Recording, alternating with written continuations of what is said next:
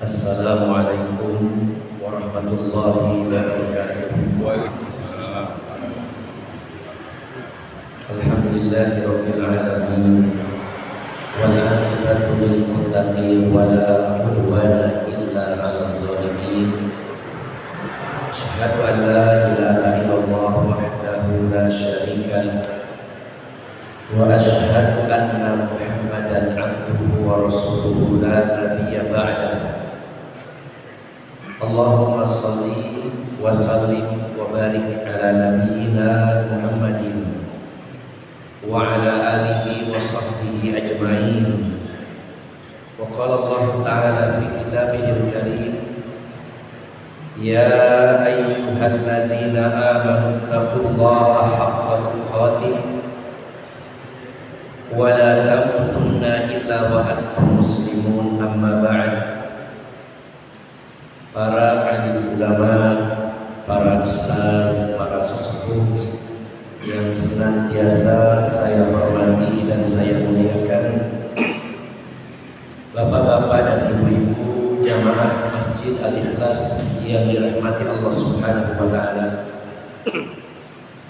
Alhamdulillah, pada pagi hari ini kita kembali bersama-sama duduk di dalam majelis ilmu dalam upaya dan dalam rangka untuk senantiasa memperbaiki diri kita.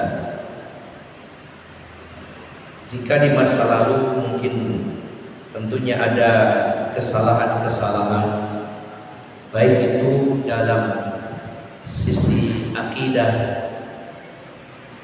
begitu pula dalam sisi ibadah, termasuk juga kesalahan dalam muamalah. Mungkin ada muamalah-muamalah kita yang masih mengandung unsur riba, mengandung unsur maisir atau judi, mengandung unsur gharar atau spekulasi. Kemudian juga mungkin kesalahan dalam masalah adab dan akhlak kita. Maka dengan belajar, dengan duduk di majelis ilmu, dengan mengkaji Al-Quran dan Sunnah, mudah-mudahan Allah berikan jalan keselamatan dan Allah Subhanahu wa Ta'ala memperbaiki diri kita dari semua sisi yang berkaitan dengan agama. Bapak Ibu yang dimuliakan Allah Subhanahu wa Ta'ala, selagi masih diberikan umur dan kesempatan oleh Allah Subhanahu wa Ta'ala, maka selama itu pula kita masih terus bersemangat untuk tafakuh, memperdalam agama Allah Subhanahu wa Ta'ala. Pagi hari ini sementara kita tidak melanjutkan kajian kitab Talbis Iblis, mengawali kajian setelah liburan, maka pagi hari ini kajian tematik dengan judul berburu sakinah atau berburu kedamaian atau ketenangan. Bapak Ibu yang dimuliakan Allah Subhanahu wa Ta'ala, tema ini sebenarnya terinspirasi dengan sedikit kejadian beberapa hari yang lalu, yang mudah-mudahan kejadian ini yang sebenarnya berkaitan dengan diri saya pribadi, namun mudah-mudahan bisa kita jadikan sebagai ibrah dan pelajaran bagi kita semua. Beberapa hari yang lalu ada seorang mubalik, seorang dai senior. Beliau teman sekaligus guru saya. Beliau punya lembaga pendidikan, ada TK, PAUD, SD, dan SMP, yang dinaungi sebuah yayasan sebagai payung hukumnya. Beliau mengundang saya untuk bertemu. Kemudian misi utamanya meminta saya untuk menjadi ketua yayasan dengan alasan yayasan ini terutama sekolahnya sedang banyak problem. Beliau mempercayakan dan meminta saya untuk menjadi ketua yayasan. Lalu saya sampaikan, sebenarnya di satu sisi saya ingin dapat pahala. Ini peluang bagi saya untuk mendapatkan pahala dari sisi Allah Subhanahu wa Ta'ala. Namun saya bilang di sisi lain, saya ingin mengurangi beban dan tanggung jawab karena saya ingin mendapatkan ketenangan. Kalau saya diberi tanggung jawab lagi, saya banyak mikir, harus banyak berbuat, menyibukkan saya khawatir kehilangan ketenangan. Bertambah usia, inginnya nyantai, saya bilang gitu. Nah, ada pertanyaan beliau yang membuat saya berpikir. Lalu beliau bertanya, apakah benar sakinah, ketenangan itu akan didapat dengan santai? Kalau kita bersantai, sedikit tanggung jawab, tidak ruwet, apakah benar akan mendapatkan sakinah, ketenangan dari Allah Subhanahu wa Ta'ala? Yang kedua, kata beliau, apakah Rasulullah Muhammad SAW dan juga para sahabat dulu ketika mendapatkan ketenangan, apakah dengan cara mereka itu bersantai, dengan cara meninggalkan kesibukan-kesibukan dalam rangka meraih pahala, apakah seperti itu? Nah, setelah itu saya pikir, tadinya kalau sedikit tanggung jawab, banyak nyantai, hidup saya tenang. Bukankah yang kita cari bukan semata-mata kesenangan, tapi ketenangan, atau dalam bahasa Arabnya as-sakinah, ketenangan. Setelah kejadian tersebut, saya beberapa hari mikir, ini yang beliau sampaikan menjadi tanda tanya bagi saya, apakah benar sakinah, ketenangan itu akan kita dapat kalau kita santai-santai, kita tidak punya tanggung jawab. Dan juga bagaimana dulu Rasulullah dan para sahabat mendapatkan sakinah. Maka saya coba mencari tahu. Kemudian akhirnya Allah Subhanahu wa Ta'ala melalui sebuah kitab yang sangat terkenal sebagai kitab ini, yaitu kitab Madarijus Salikin, karya dari Imam Ibnu Qayyim Al-Jauziyah rahimahullah. Mengutip dari kitab tersebut, ada satu perkataan dari beliau. Beliau mengatakan,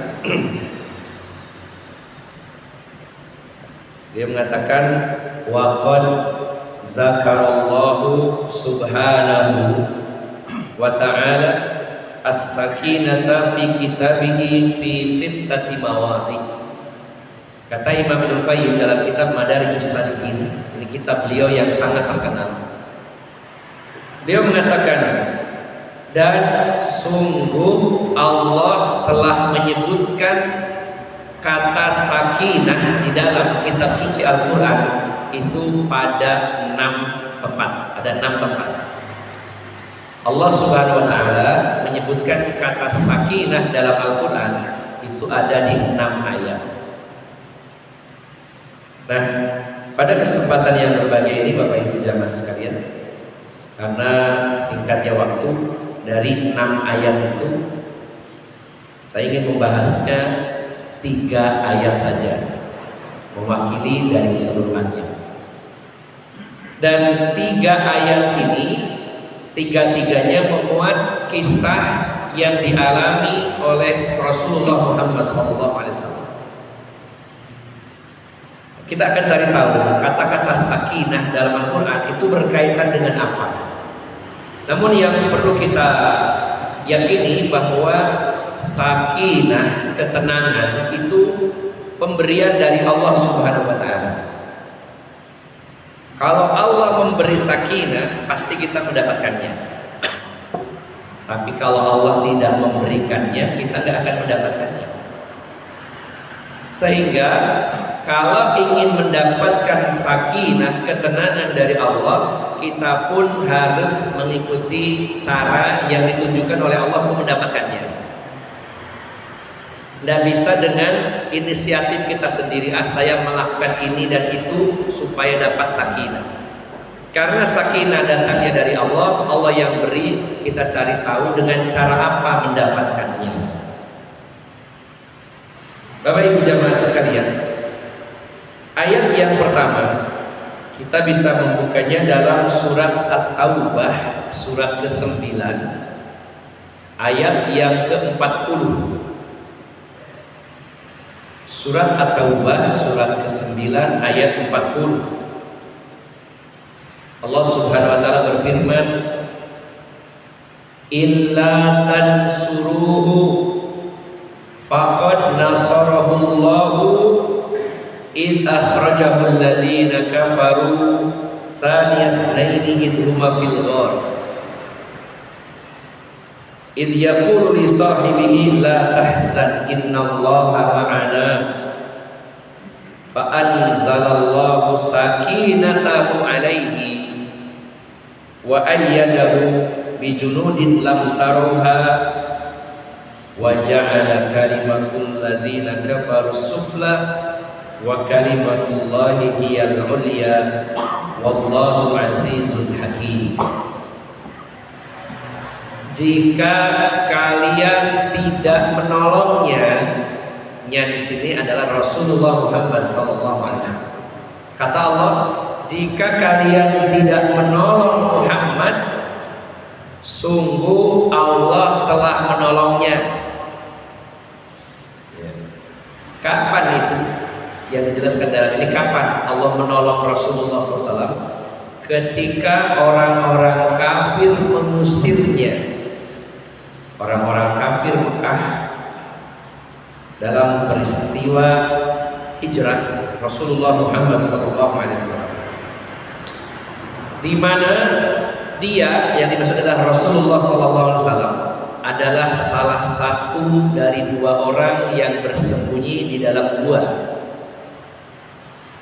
Salah satu dari dua orang yang bersembunyi di gua, yaitu Gua Sur.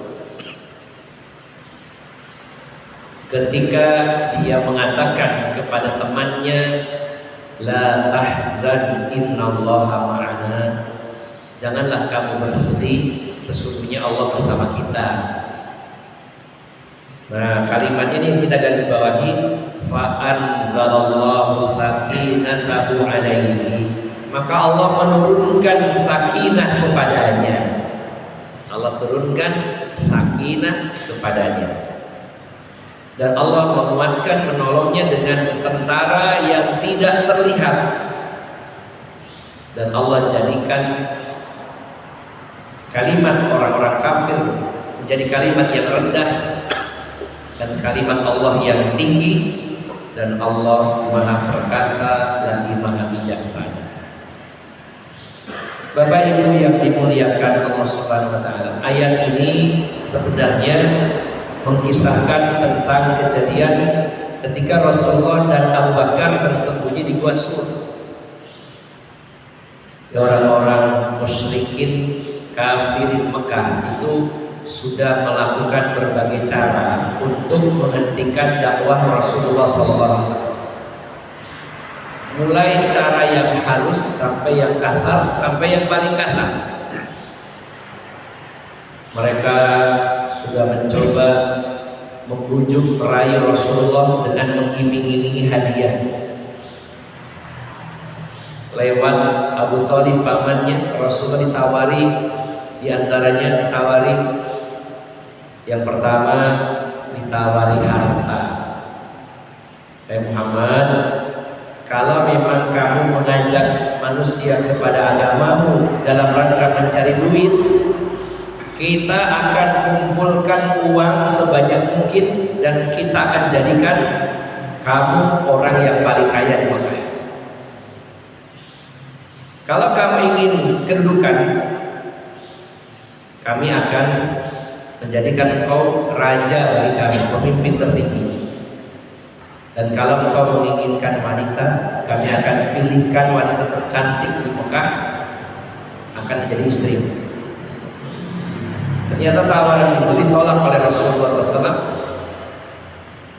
Beliau mengatakan kepada pamannya Abu Thalib, "Hai paman, seandainya matahari diletakkan di pundak kananku dan rembulan ditaruh di pundak kiriku, demi Allah, aku tidak akan berhenti menyampaikan agama Allah Subhanahu wa Ta'ala." Ditolak mentah-mentah oleh Rasulullah SAW. Kemudian dengan cara disiksa para pengikutnya, itu terutama para budak, orang-orang yang miskin, bahkan sebagian mereka dibunuh. Tidak berhasil, Islam terus berkembang. Kemudian diutuslah tokoh-tokoh mereka untuk mendebat Rasulullah SAW. Di antaranya Al-Walid bin Al-Mughirah yang berdebat dengan Rasulullah SAW, namun akhirnya pulang dengan hasil nol. Bahkan akhirnya malah mengagumi Rasulullah SAW ketika Rasulullah membacakan surat Fussilat dari ayat pertama sampai terakhir. Sudah berbagai cara sampai diboikot 3 tahun lamanya, tetap tidak berhasil. Maka akhirnya mereka memutuskan, dan supaya Islam ini tidak berkembang, supaya dakwahnya Muhammad berhenti, tidak ada cara lain lagi kecuali dengan cara dibunuh. Dan supaya pembunuhan ini ditanggung bersama, maka bunuhnya jangan sendirian, keroyok. Dikumpulkanlah jagoan-jagoan se-Mekah dari semua kabilah, mereka bersekutu bersatu untuk membunuh Rasulullah SAW. Ketika mereka mengepung rumah Rasulullah, mereka ditidurkan oleh Allah Subhanahu Wa Taala dan Rasulullah berangkat bersama Abu Bakar. Jadi Bapak Ibu jamaah sekalian, hijrahnya Rasulullah SAW dan juga Abu Bakar sebenarnya dalam kondisi yang sangat genting. Kondisi mau dibunuh, bukan pergi secara baik-baik, diusir begitu saja, tidak. Bahasa simpelnya beliau buronan, akan dibunuh. Dan sebelum meninggalkan Mekah, beliau bersembunyi di sebuah gua yang bernama Gua Sur bersama Abu Bakar. Dan Allah menolong Rasulullah SAW dengan menjadikan mulut gua itu dipenuhi oleh sarang laba-laba dan juga sarangnya burung merpati, sehingga kalau orang melihatnya tidak mungkin ada yang masuk ke dalamnya.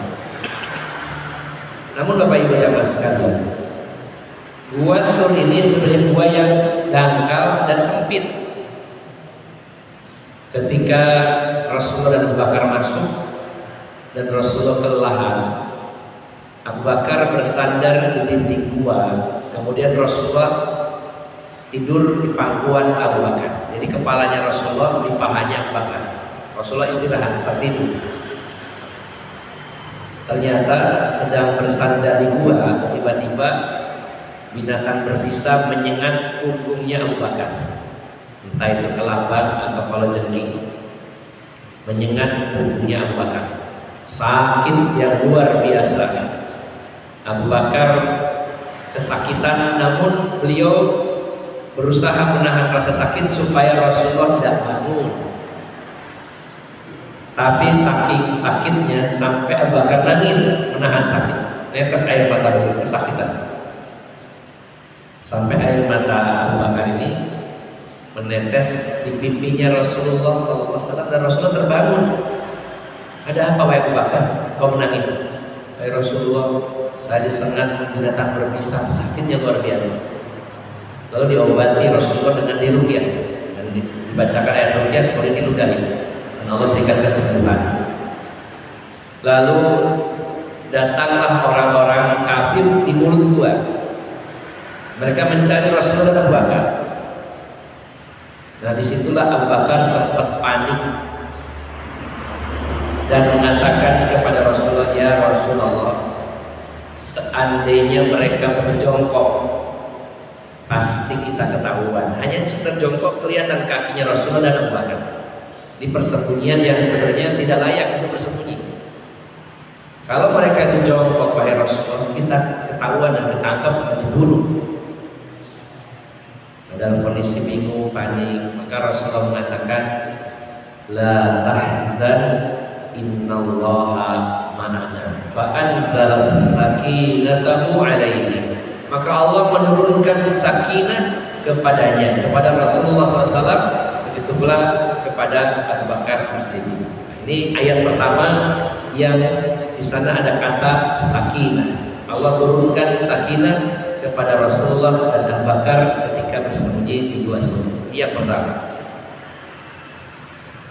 Yang kedua, di dalam surat Al-Fath, surat Al-Fath ayat yang ke-18, surat 38 ayat 18, Allah Subhanahu wa taala berfirman,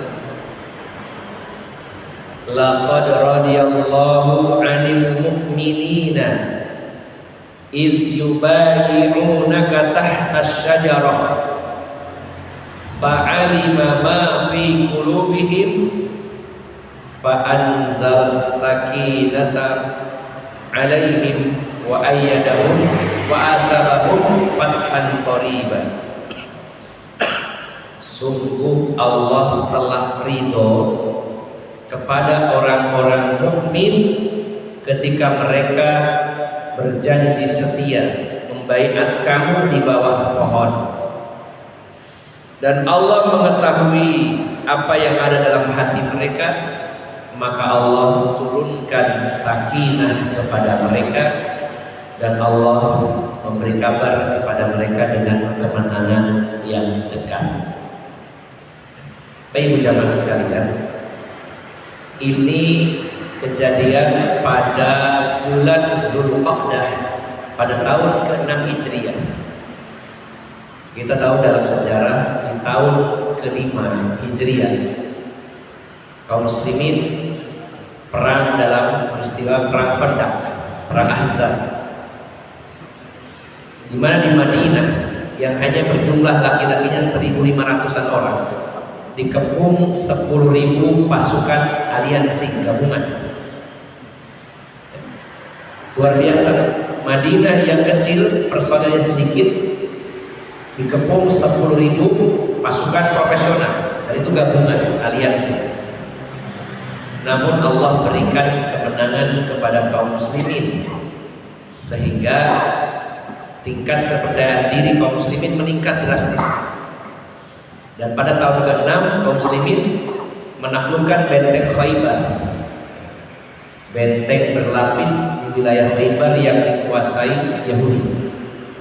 Itu adalah benteng yang sangat kuat, susah ditembus, berlapis-lapis, dan orang-orang Yahudi di sana memiliki persenjataan yang sangat lengkap, persediaan logistik yang sangat memadai.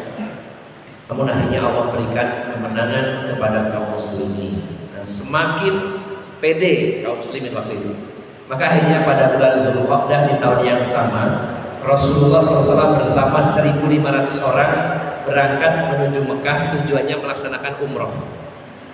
Mau melaksanakan ibadah umroh.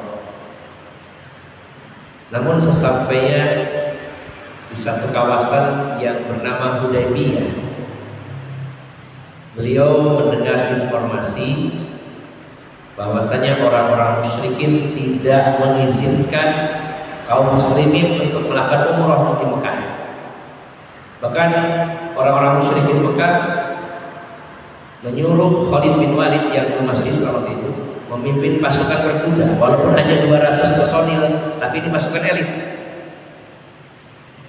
Sehingga Rasulullah dan para sahabat akhirnya transit di daerah namanya Hudaybiyah untuk merumuskan strategi selanjutnya. Ini gimana? Kalau dilanjutkan akan terjadi pertumpahan darah di Mekah dan Rasulullah tidak menginginkan itu. Tapi kalau nggak dilanjut, bagaimana? Ini sudah sampai sini.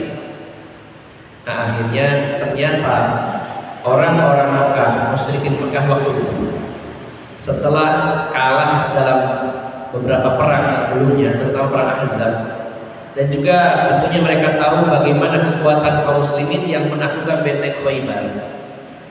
Akhirnya orang-orang musyrikin Mekah ini mikir-mikir kalau perang ini antara menang apa kalah, kayaknya nggak bisa diremehkan ini Muhammad dan orang-orangnya. Nah, disitulah aja mereka ya berstrategi kalau perang belum tentu menang melawan kaum muslimin.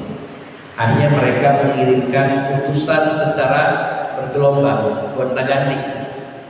Nah, salah satu utusannya adalah Urwah bin Mas'ud Ats-Tsaqafi. Ini yang kelak akan jadi ya seorang sahabat Nabi yang luar biasa. Urwah bin Mas'ud, salah satu utusan dari musyrikin Mekah. Nah, belum ada kata sepakat. Hanya Rasulullah SAW mengirim Utsman bin Affan ke Mekah berangkat. Rasulullah dan para sahabat menunggu di Hudaybiyah. Yang berangkat Utsman bin Affan. Ternyata Utsman bin Affan tidak kembali pada waktu yang dijadwalkan. Rasulullah dan para sahabat menunggu, kok gak pulang-pulang? Utsman ini ada apa?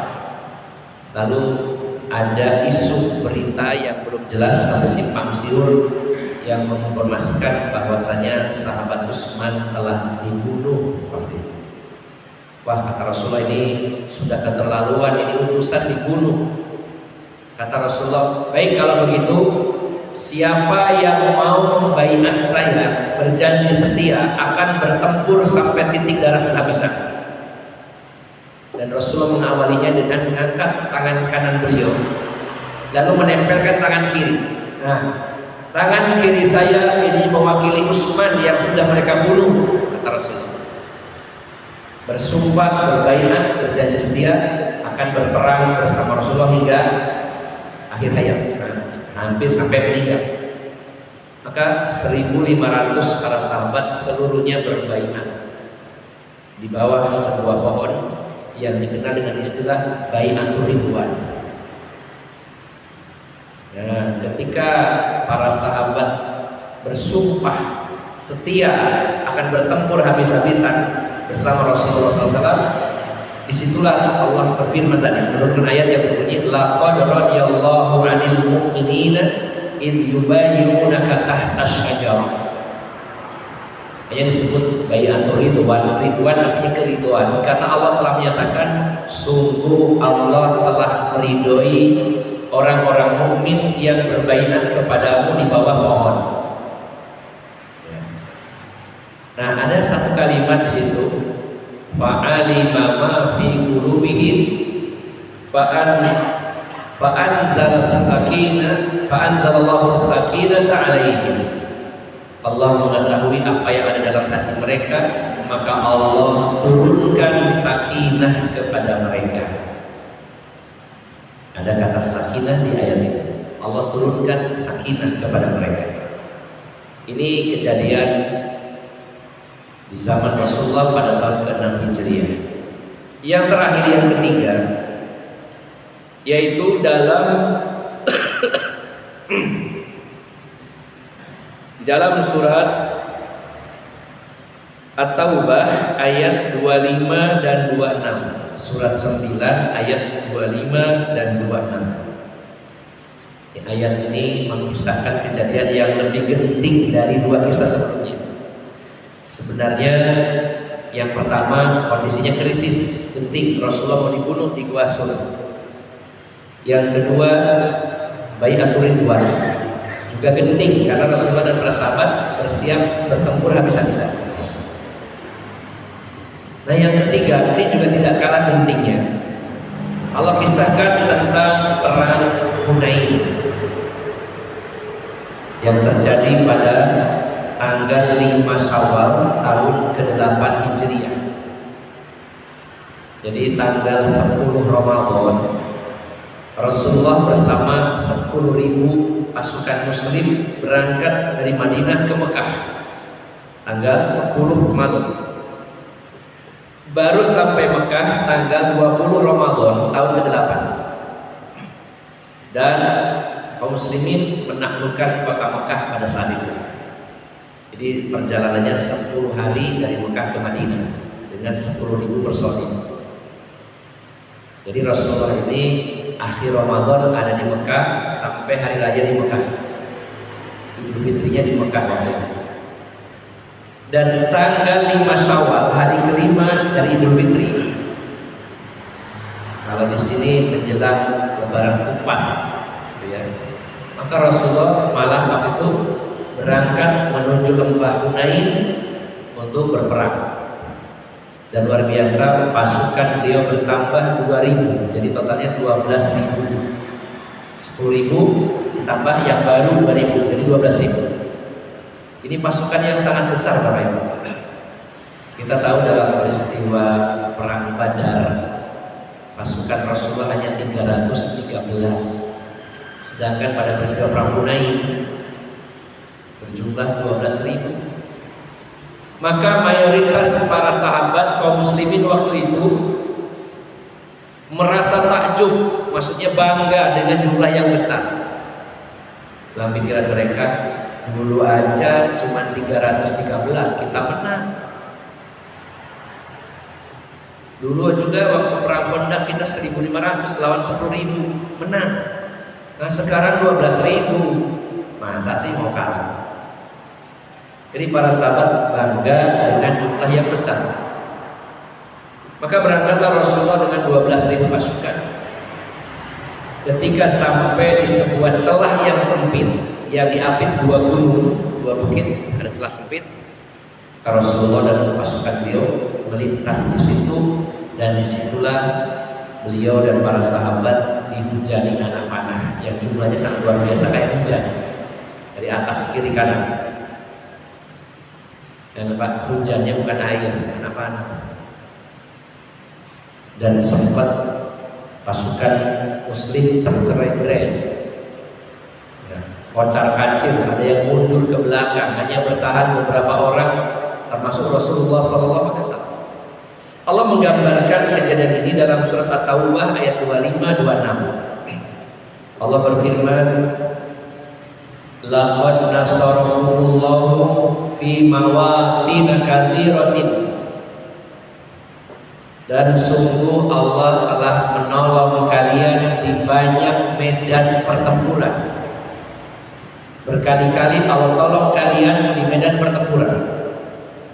Wa yauma Hunain, begitu pula Allah telah menolong kalian pada peristiwa perang Hunain. In a'jabatkum kasratukum falam tughni ankum syai'a wa dhaqat 'alaikumul ardu bima rahabat tsumma walaytum mudbirin. Dan Allah telah menolong kamu di banyak pertempuran, termasuk Allah menolong pada peristiwa perang Hunain. Ketika itu kalian merasa bangga dengan jumlah pasukan yang besar, namun bumi yang luas terasa begitu sempit kalian rasakan waktu itu, karena kalian menjadi anak panah dan berbagai macam arah, sehingga kalian kocar kacir dan mundur ke belakang. Hanya Rasulullah dan beberapa sahabat yang bertahan, yang berteriak menyemangati pasukan yang lainnya. Lalu Allah melanjutkan, summa anzalallahu sakinatahu ala rasulihi wa ala mu'minin wa anzala junudan lam taruha wa adzabal ladzina kafaru wa dzalika jazaa'ul kafirin. Kemudian Allah turunkan sakinah kepada Rasulullah dan kepada orang-orang mukmin, dan Allah turunkan pasukan yang tidak terlihat dari kalangan malaikat, dan Allah menyiksa orang-orang kafir, dan itulah balasan bagi orang-orang yang kafir. Walaupun di awalnya kocar-kacir, Rasulullah dengan tenang memomando pasukan supaya kembali merapat. Hanya kembali merapat dan musuh dikalahkan. Allah berikan kemenangan pada saat itu. Bapak Ibu yang dimuliakan Allah Subhanahu wa taala, pelajaran apa yang bisa kita ambil dari 3 ayat dan 3 kisah ini? Yang pertama, Bapak Ibu, 3 kisah itu semuanya menunjukkan peristiwa yang sangat genting. Peristiwa yang sangat genting, sangat berat. Di Gua Sur, Rasulullah akan dibunuh. Di daerah Hudaybiyah, beliau akan bertempur habis-habisan. Namanya mau bertempur itu Pak, walaupun belum kejadian, baru sumpah setia akan bertempur sampai mati, itu butuh nyali Pak. Ya, karena kalau mendengar kisahnya saja itu tidak seberat kalau kita mengalami sendiri. Ada yang pernah mengalami situasi genting Pak, berhadapan dengan musuh, nyawa di ujung tanduk? Belum pernah. Perang belum pernah Pak ya, kecuali perang mulut dengan istri. Situasinya genting Pak. Pada ayat yang pertama tadi Rasulullah akan dibunuh sama Abu Bakar, dikepung para pendekar Mekah, yang sebenarnya peluang selamat sangat kecil, namun Allah berikan sakinah. Yang kedua, pada saat Bai'atur Ridwan yang berlanjut menjadi perjanjian Hudaybiyah. Tadinya mau perang habis-habisan, akhirnya berunding, dicatat senjata. Dan yang paling penting adalah ketika Rasulullah dan para sahabat dihujani anak panah di wilayah Hunain. Nah, 3 ayat tadi, 3 kisah tadi, kejadiannya adalah peristiwa berat, genting, sangat kritis. Namun justru pada saat genting, kritis itulah justru Allah turunkan sakinah. Allah turunkan sakinah. Jadi Bapak Ibu jamaah sekalian, sakinah itu pemberian dari Allah, Allah yang menurunkannya, dan itu ada sebabnya. Apa sebabnya kita mendapatkan sakinah? Ketika kita benar-benar bersungguh-sungguh serius berjuang di jalan Allah Subhanahu wa taala. Bukan didapatkan dengan cara santai. Saya ingin bebas, saya ingin tidak terikat, saya tidak ingin ruwet, saya tidak ingin dibebani, saya tidak ingin diberi tanggung jawab, ingin santai, slow living, sehingga saya mendapatkan sakinah. Ternyata kalau kita kembali kepada beberapa ayat tadi, justru Allah berikan sakinah saat seseorang berjuang di jalan Allah Subhanahu wa taala. Di situ Allah berikan sakinah. Bapak Ibu jamaah sekalian, apakah kita nggak boleh bersantai? Kalau santai dalam urusan dunia, ini dipersilahkan. Misalkan bapak-bapak, ibu-ibu, seorang pengusaha, tabungan sudah cukup, anak-anak sudah misalnya arek-arek anak-anak sudah jadi wong kabeh. Jadi wong kabeh. Bukan berarti dulunya bukan orang ya. Ini istilah saja. Anak sudah jadi orang semua, sudah nikah, sudah punya anak, ya, sudah mapan. Sebagai manusia biasa kita berpikir saatnya nyantai, ini orang usaha dan dilanjut no anak atau menantu. Saya tak santai saja, slow living. Atau bapak ibu yang pensiunan, baik pensiunan dari ASN ataupun swasta, punya tabungan, tak nyantai, tabungan ono 10M, ya. Kemudian cari tanah, daerah pacet, bikin rumah, ada kebunnya, ada kolamnya, tanam tanaman, sayuran, buah-buahan, ternak lele, ternak ayam, ada daging ayam dan telur.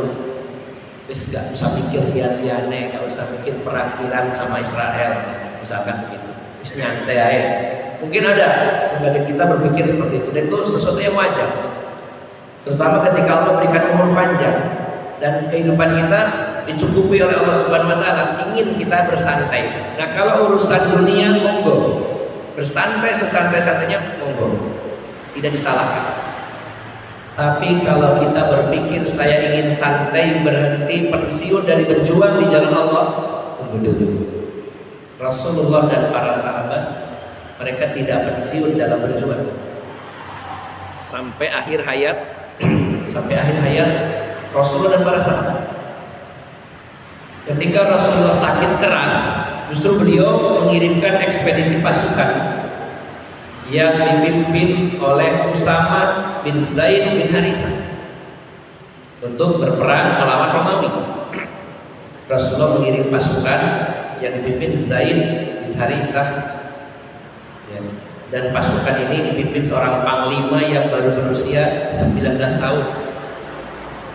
Sempat para sahabat senior itu tidak terima, kok bisa ini banyak veteran-veteran Badar, banyak orang-orang berpengalaman, kok Rasulullah pilih Usama yang masih muda.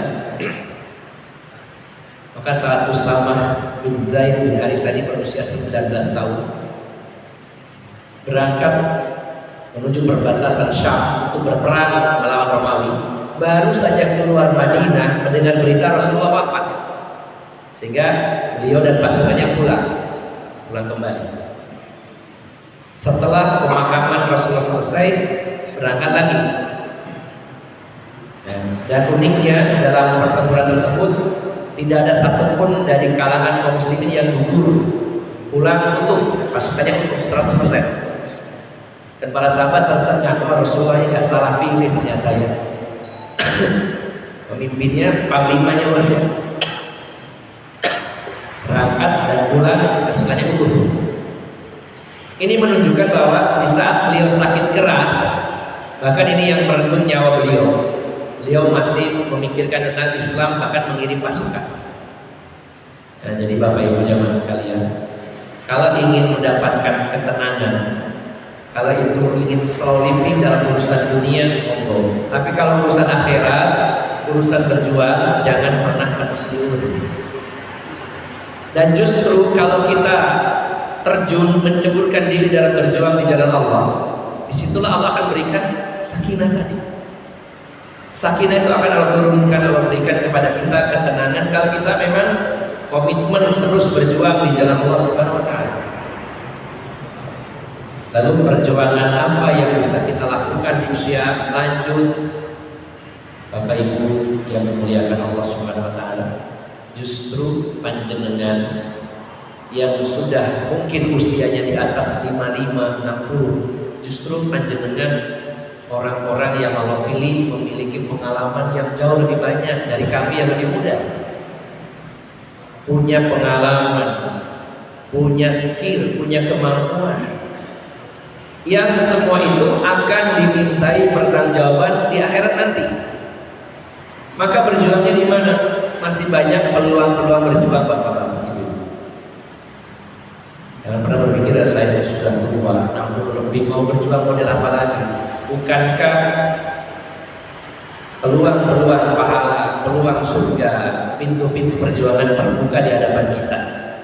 Contoh sederhananya apa? Gimana caranya supaya masjid kita ini lebih berkembang, lebih makmur? Ya, banyak orang-orang yang mendapat hidayah dengan sebab melalui masjid ini. Dan ini butuh perjuangan bapak-bapak ibu-ibu di sini.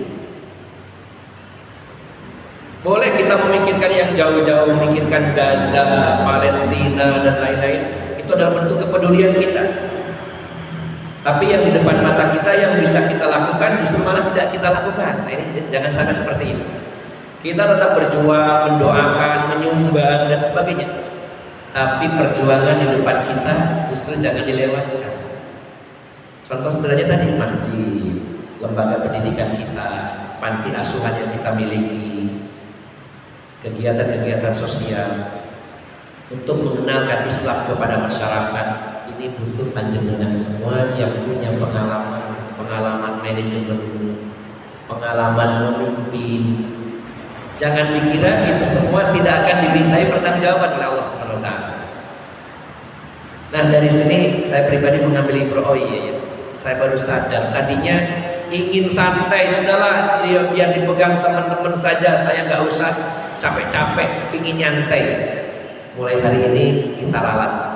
Kalau urusan dunia monggo nyantai silakan, mau bersemangat juga silakan, mau nyantai juga silakan. Tapi kalau urusan akhirat jangan pernah berpikir untuk santai. Eman-eman waktu dan umur yang Allah berikan. Dan perjuangan di hadapan kita masih terbuka lebar.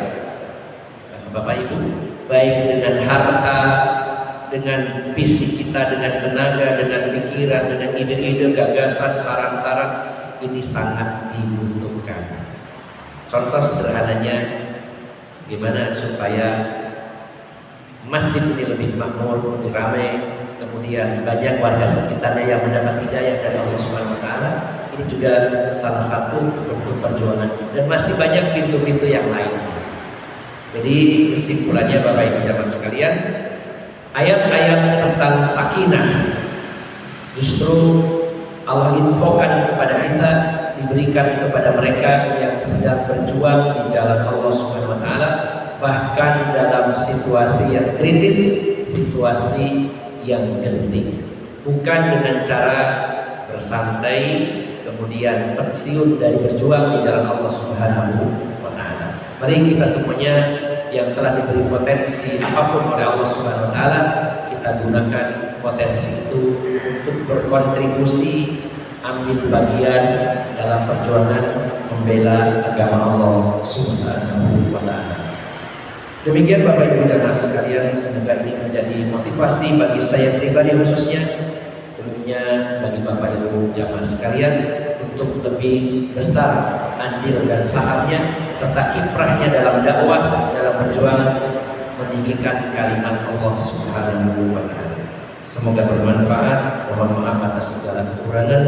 Aqulu qawli hadza wa astaghfirullah li wa lakum wa akhiru da'wana alhamdulillahirabbil alamin. Subhanakallahumma wa bihamdika asyhadu an la ilaha illa anta astaghfiruka wa atubu ilaik. Assalamualaikum warahmatullahi wabarakatuh.